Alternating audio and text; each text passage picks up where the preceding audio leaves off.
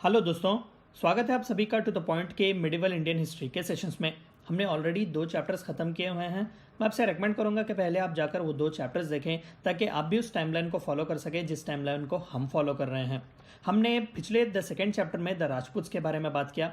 हमने बात किया कि किस तरीके से आज का जो गुजरात का मालवा एरिया है, राजस्थान का एरिया है, या फिर सेंट्रल इंडिया का जो एरिया था मध्य प्रदेश का, वहाँ पर राजपूत डायनास्टी जैसे कि सोलंकी, चौहान्स वगैरह रूल कर रहे थे। आज के हम इस चैप्टर में साउथ के जो है one of the most powerful dynasties the Cholas के बारे में बात करेंगे। हम जानने की कोशिश करेंगे कि किस लिए चोलास को जो है आज भी one of the most significant dynasties कहा जाता है। जैसा कि आप ये मैप देख सकते हैं, ये दरअसल चोला डायनेस्टी का one of the peak empire stages जब वो था उस ज़माने का था। आप देख सकते हैं कि ट्रेड रूट जो था वो चाइना तक पहुंच रहा है और फिर इनका इन्फ्लुएंस जो है यहाँ पर साउथ ईस्ट एशियन कंट्रीज़ पर भी ज़्यादा है और सीलोन जिसे श्रीलंका कहते हैं वो भी इनके रूल के अंडर था। ये दरअसल राजेंद्र चोला द फर्स्ट के ज़माने का है। हम आगे के स्लाइड्स में इसके बारे में बात करेंगे। तो फिलहाल के लिए इतना जानिए कि उनका इन्फ्लुएंस बहुत ही वास्ट हुआ करता था। तो आइए चोलास के बारे में पढ़ते हैं। The mighty Cholas. देखिए, इससे पहले कि हम आगे जाएं, आप यहाँ पर थोड़ा सा टाइम फ्रेम देख सकते हैं कि यहाँ पर 3rd सेंचुरी BCE से लेकर जो है 12th सेंचुरी AD तक इनका कार्यकाल दिया जा रहा है, इनका टाइम फ्रेम दिया जा रहा है। लेकिन हिस्टोरियंस जो है वो चोलास को 3 फेजेस में बांटते हैं। सबसे पहले अर्ली चोलास, दूसरे जो है वो इंपीरियल चोलास और तीसरे जो है वो लेटर चोलास। दरअसल अर्ली चोलास जो थे वो ज़्यादातर फ्यूडेटरीज थे, छोटे छोटे राजाएं थे जिनके बारे में हमें संगम लिटरेचर के बारे में पता चलता है। संगम लिटरेचर के बारे में हमने एंशिएंट हिस्ट्री में पढ़ा हुआ है। मैं आपसे रेकमेंड करूंगा कि आप जाकर वो सेशंस भी देख लें। इंपीरियल चोला जो कि आज के हमारे सेशन का सबसे इंपॉर्टेंट है क्योंकि सबसे ज़्यादा टेरिटोरियल एक्सटेंट और जेनिथ इस चोलास का अगर पहुंचा है तो वो इंपीरियल चोलास में पहुंचा है और डिक्लाइन अगर चोला डायनेस्टी का शुरू होता है तो वो लेटर चोला के डायनेस्टी में होता है। यानी कि 3rd सेंचुरी BC से लेकर 12th सेंचुरी AD तक जो है इनका टाइम फ्रेम बटा हुआ है, यानी कि फ्लक्चुएट होता था। ज़्यादातर उस ज़माने में रूल करने वाले किंग पर डिपेंड करता था कि टेरिटोरियल एक्सटेंट कितना बढ़ जाता है। तो आइए माइटी चोलास के बारे में पढ़ते हैं।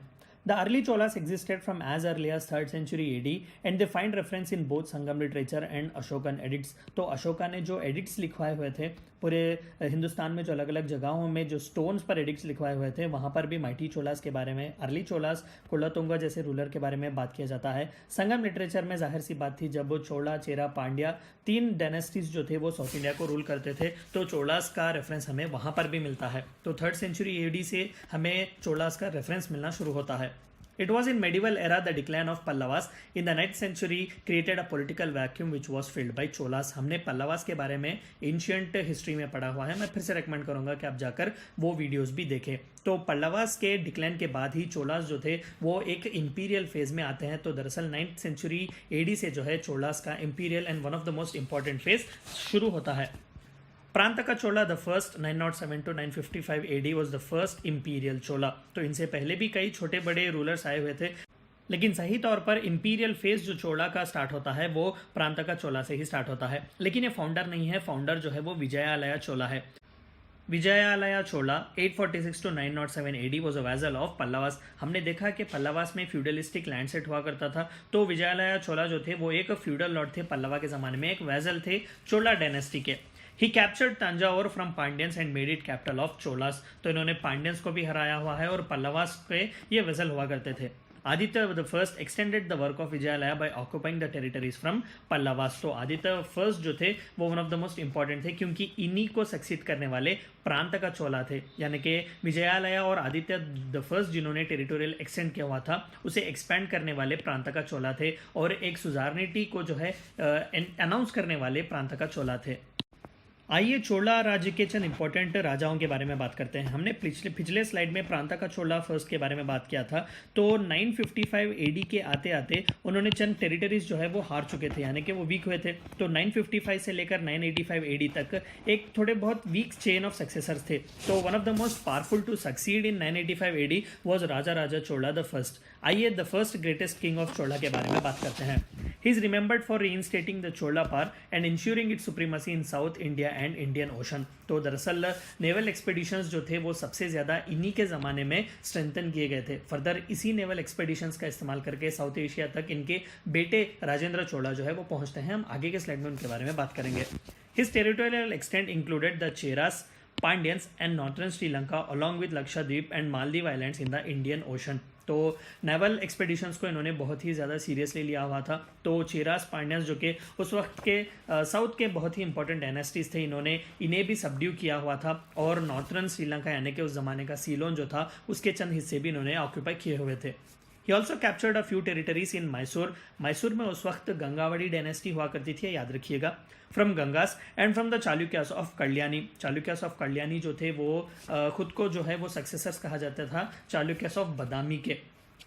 Although he maintain friendly relationships with Chalukyas of Vengi. तो उस जमाने में ऑफ चालुक्या दक्कन के रीजन को जो है वेस्टी साइड चालुक्यास ऑफ कल्याणी ज़्यादातर गुलबर्गा एरिया में उनका कैपिटल हुआ करता था और आगे चालुक्यास ऑफ विंगी हुआ करते थे जो कि चित्तूर और राजमंड्री के एरिया में अपना कैपिटल रखते थे। तो चोला एम्पायर के रिलेशनशिप्स कैपिटल जो कि विंगी है चालुक्यास उनसे बहुत अच्छे हुआ करते थे और चालुक्यास ऑफ कल्याणी और गंगावाड़ी मैसूर के जो एरिया के थे उनके चंद टेरिटरीज को जो है वो राजा चोला द फर्स्ट ने ऑक्यूपाई किया हुआ था। A staunch follower of Shaivism, he is credited with building the great Brihadeeswara temple at the Chola capital Thanjavur. तो तंजावुर को इन्होंने अपना कैपिटल बनाया, जिस तरीके से हमने देखा कि विजयालया ने तंजावुर में अपना कैपिटल बनाया पांड्यंस को हराकर। तो शैविज्म के बहुत बड़े फॉलोअर थे। हमने पिछले स्लाइड्स में भी हमने पिछले लेसन्स में भी बात किया हुआ था कि नायनार्स और अलवार्स हुआ करते थे, तो शैविज्म और वैष्णविज्म के बीच कॉन्स्टेंट टसल हुआ करता था। During his reign, the text of Tamil poets Appar, Sambandar and Sundarar were collected and edited into one compilation called Tirumurai. तो ये तीनों जो है वो one of the most important poets हैं तमिल के। तमिल लिटरेचर में बहुत ही उन्होंने कंट्रीब्यूशन दिया है। तो राजा चोला द फर्स्ट के ज़माने में ही इन सभी के कामों को कंपाइल किया गया है। यानी कि बिल्डिंग्स भी जो थे, जैसे कि हमने बात किया कि बृहदीश्वरा टेम्पल जो कि बहुत ही फेमस है, आज भी एक बहुत ही अच्छा टूरिस्ट स्पॉट है। तो बृहदीश्वरा टेम्पल जैसा एक मॉन्यूमेंट इन्होंने बनाया, आर्किटेक्चर को सपोर्ट किया और लिटरेचर को भी ये सपोर्ट करने वाले हैं। He initiated a massive project of land survey and assessment in 1000 AD, which led to the reorganization of the country into individual units known as Valnadus. तो हम जिस लोकल ऑटोनॉमी या फिर लोकल डिसेंट्रलाइज्ड ऑटोनॉमी की बात करते हैं चोलास को लेकर, वो यहीं से स्टार्ट होती है, वलानाडुस यानी कि टेरिटोरियल डिविजन्स। हम राजेंद्र चोला के बारे में बात करेंगे और एडमिनिस्ट्रेशन के बारे में जब बात करेंगे तो हम इसके बारे में डिटेलली बात करेंगे।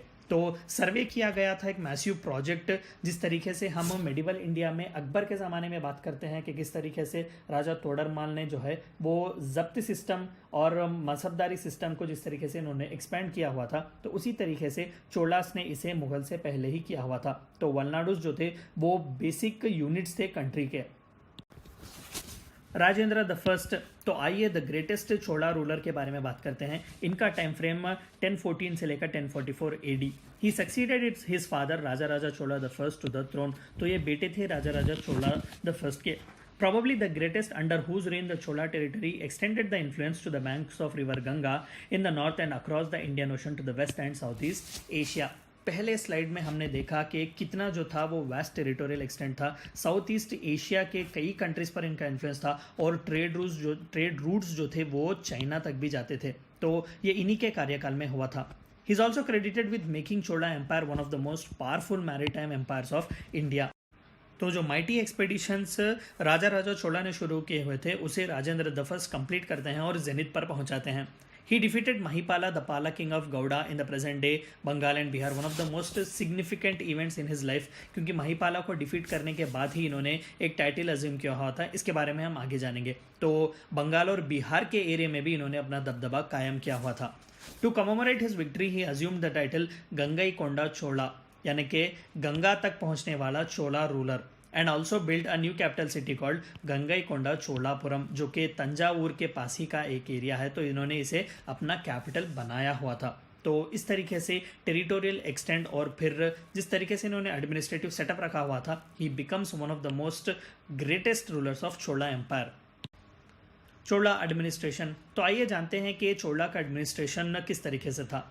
King was the most important person in the Chola administration and all authority rested in his hands। Feudalistic land set हुआ करता था, लेकिन ज़्यादातर किंग जो था वो इम्पीरियल था, तो पूरा पावर उसी से फ्लो होता था। They maintained a large army consisting of infantry, cavalry and elephants, which were called the three limbs of the army। तो one of the world class military ये मेंटेन किया करते थे। The Cholas paid attention to irrigation and use river such as Kaveri for this purpose. Irrigation को भी इन्होंने बहुत ही prominence दिया हुआ था। एक नया एग्रीकल्चरल पेजेंट्स का क्लास जो है वो एरप्ट होता है इन्हीं के ज़माने में, हम आगे इनके बारे में बात करेंगे। तो इरीगेशन फैसिलिटीज़ को भी इन्होंने बहुत ही प्रोमिनेंस दिया हुआ था। Raja the first conducted a survey during his lifetime in order to fix the government share of land revenue। हमने वलनाडुस के बारे में बात की है, तो दरअसल वो लैंड रेवेन्यू को फिक्स करने के लिए था कि किस तरीके से क्या क्या क्रॉप जो है वो उगाए जा रहे हैं और कितना जो है वो स्टेट को रेवेन्यू आना चाहिए।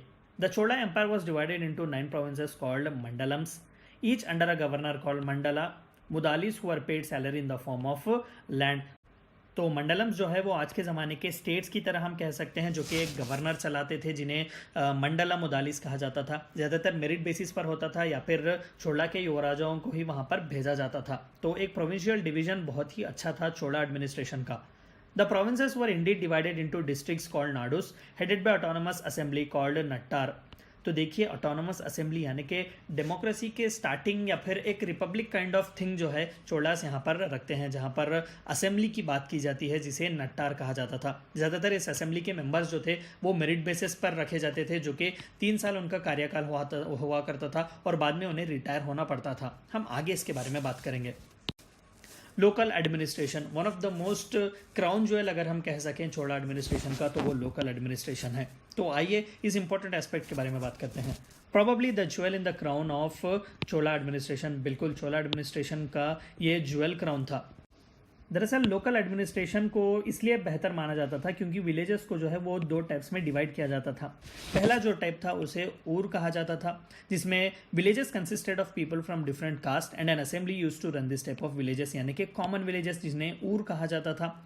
अग्रहारास दरअसल ये लैंड ग्रांट्स हुआ करते थे। Types of villages which were settled by Brahmans in which most of the land was rent free with greater autonomy. ज़्यादातर रेंट फ्री हुआ करता था, लेकिन रेवेन्यू ब्राह्मण्स वसूल करते थे और वहाँ के टेम्पल्स या फिर इनके जो जितने भी एक्सपेंडिचर होते थे वहाँ से वो वसूल करते थे, वहाँ से उन्हें रेवेन्यू मिलता था। तो one of the most important reason is this division. और जो दोनों भी हुआ करते थे उन्हें ग्रेटर ऑटोनॉमी मिलती थी और एक असेंबली जो थी वो चलती थी। तो आइए इस असेंबलीज के बारे में जानते हैं। The assembly of this Agrahara type of village was a gathering of adult men in Brahmana villages called सभा और महासभा। तो एक सभा हुआ करती थी जहाँ पर अडल्ट मेल्स जो कि ज़्यादातर टैक्स पेयर्स हुआ करते थे या फिर प्रॉपर्टीज जिनके पास ज़्यादा हुआ करती थी, जो कि पावरफुल लैंडलॉर्ड्स की तरह हुआ करते थे, तो उनकी एक सभा हुआ करती थी जो कि ज़्यादातर अथॉरिटी डिसाइड करते थे या फिर ज़्यादातर अपनी ऑटोनॉमी और अथॉरिटी दिखाया करते थे इन अग्रहारा टाइप ऑफ विलेजेस पर। Even the same was the case with the उर। Merit and retirement system was applied for electing the officer and specific committees for helping in assessments and collection of land revenue for maintenance of law and order justice existed. तो this is one of the reason why local administration under Cholas is considered to be masterpiece, क्योंकि वहाँ पर एक assembly की बात की जाती है, एक डेमोक्रेटिक या फिर एक रिपब्लिक सिस्टम की बात की जाती है, रिप्रेजेंटेटिव्स की तरह लोगों को वहाँ पर बिठाया जाता है, कंसेंसस मिलाए जाते हैं और ये जो है ज़्यादातर मेरिट बेसिस पर होता है। जो ग्राम सभा के बड़े हुआ करते थे, जो ऑफिसर हेड किया करते थे, वो मेरिट के बेसिस पर आते थे और रिटायरमेंट भी उन्हें कंपलसरी रखा जाता था। तो इस तरीके से लोकल एडमिनिस्ट्रेशन में चोला जो थे वो एक मास्टर्स का कहलाए जाते थे। सोसाइटी एंड रिलीजन, आइए जानते हैं कि चोला सोसाइटी किस तरीके से थी और रिलीजन कौन सा था। During the Chola period several guilds, one of the most important and one of the most prominent features of Chola society, communities and castes emerged where merchants organized themselves into various guilds, यानी कि आज के ज़माने के federations अगर हम कह सकें, ऑर्गेनाइजेशंस कह सकें या फिर नॉन कोऑपरेटिव सोसाइटीज़ की तरह भी कह सकें, तो ज़्यादातर ट्रेडर्स जो थे वो खुद को गिल्ड्स में बनाया करते थे। एक ऑर्गेनाइजेशन, एक ग्रुप की तरह रहते थे जो लॉबी किया करते थे रूलर से। द फार्मर्स वेल्लेलार कम्युनिटी, जो कि तमिल में उन्हें फार्मर्स को वेल्लेलार कम्युनिटी कहा जाता था, occupied one of the highest positions in the society and were economically a powerful group. तो एक नया ग्रुप इन्होंने बनाया हुआ था। तो पेजेंट्स को जो है बहुत ही इज्जत दी जाती थी, बहुत ही पावरफुल माना जाता था चोला के ज़माने में।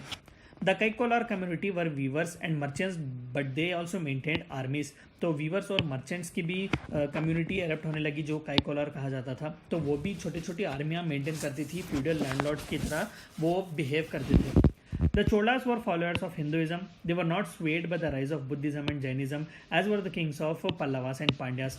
तो प्रिंसिपल तीन जो डायनेस्टीज साउथ में हुआ करती थी, पल्लवा, पांड्या और चोला, तीनों में भी शैविज्म और वैष्णविज्म को लेकर बहुत ही टसल हुआ करता था। कई बार जो राजा महाराजा खुद थे वो साइड्स लिया करते थे शैविज्म और वैष्णविज्म के बीच। तो हिंदुइज्म ज़्यादातर फ्लरिश किया करता था, बुद्धिज़्म और जैनिज्म को बहुत ही कम जो है स्पेस दिया जाता था, रॉयल पैट्रोनेज भी बहुत कम दी जाती थी। Shaivism dominated the scene but fluctuations existed as few other Chola rulers such as Parantaka the second was devotee of Vishnu. जैसा कि हमने देखा कि फ्लक्चुएशंस हुआ करते थे शैविज्म और वैष्णविज्म, नायनार्स और अलवार्स के बीच। During the period of later Cholas, there are alleged to have been instances of intolerance towards Vaishnavites. तो 11th और 12th सेंचुरी जो है, अगर मैं एग्जांपल दे सकूं तो रामानुजा जो कि विशिष्ट अद्वैता देने वाले थे, डॉक्ट्रिन को देने वाले थे, तो उन पर भी बहुत ही जुल्म ढाए गए थे इन लेटर चोलास के पीरियड में। यहाँ पर फार्मर्स के बारे में जब हमने बात किया तो दरअसल चोलास जो थे वो इन फार्मर कम्युनिटीज से आर्मी भी रिक्रूट करते थे, यानी कि सोल्जर्स को इस कम्युनिटी से भी रिक्रूट करते थे। तो one of the reason why they were one of the most respected, क्योंकि ना कि बस वो इकोनॉमिकली स्ट्रॉन्ग भी थे बल्कि वो मिलिट्री का एक हिस्सा भी बनते थे। तो this was something about society and religion of Cholas. Chola architecture considered to be one of the best. आइए चोला आर्किटेक्चर के बारे में बात करते हैं। Dravidian features initiated by the Pallavas acquired the classical forms and features under Cholas। हमने Pallavas architecture के बारे में भी जब एंशंट में बात किया तो कहा कि किस तरीके से ड्रविडियन स्टाइल बहुत ही अच्छी तरीके से फ्लरिश किया कर रहा था। तो चोलास ने इस ड्रविडियन फीचर्स को जो है और इंट्रिकेट और बहुत ही जो एक डेलिकेट फॉर्म जो होता है इस तरीके से उन्होंने उसे डेवलप किया। In the beginning, Gopuram features were subdued and Vimana feature dominated, but in later stages, Gopuram overshadowed the Vimanas। तो ये विमाना जो है, दरअसल ये जो शिखर मेन गर्भगृह के ऊपर होता है इसे विमाना कहा जाता है, और ये जो विमाना के आगे हुआ करता है इसे गोपुरम कहा जाता है। तो ये दोनों जो थे वो बहुत ही प्रोमिनेंट थे चोला आर्किटेक्चर का। तो चोला आर्किटेक्चर के स्टार्टिंग में विमाना जो है वो बहुत ही प्रोमिनेंस दिया जाता था, यानी कि वर्क जो है वो विमाना पर ज़्यादा किया जाता था रादर देन गोपुरस। लेकिन आखिरी के ज़माने में गोपुरम जो है वो प्रोमिनेंस हासिल करते हैं when compared to vimanas. Shaivism flourished and the best among them was Brihadishwara temple at Thanjavur. ये दरअसल बृहदीश्वरा टेम्पल है तंजावुर की, and it is the tallest of all temples in India in medieval period. तो मेडिवल पीरियड का सबसे टॉलेस्ट टेम्पल भी इसे माना जाता है। Various public works as cities, road, irrigation works and artificial tanks were constructed. Rajendra Chola the first constructed a city, a water tank and a temple with the same name of Gangaikonda Cholapuram। तो गंगईकोंडा चोलापुरम जब राजेंद्र चोला ने पाला dynasty के महिपाला को defeat किया हुआ था तो गंगईकोंडा चोलापुरम का एस्टेब्लिशमेंट उन्होंने किया हुआ था। तो even today it is considered one of the most masterpiece, क्योंकि वहाँ पर इरीगेशंस थे, वाटर टैंक्स थे, टेम्पल फैसिलिटी भी बहुत ही अच्छी हुआ करती थी। लिटरेचर, तो आइए जानते हैं कि चोलास में लिटरेचर कितना फ्लरिश हुआ। Though Sanskrit was patronized by Chola Emperor, there was non-significant original works in Chola period. Most Sanskrit works were commentaries on older works।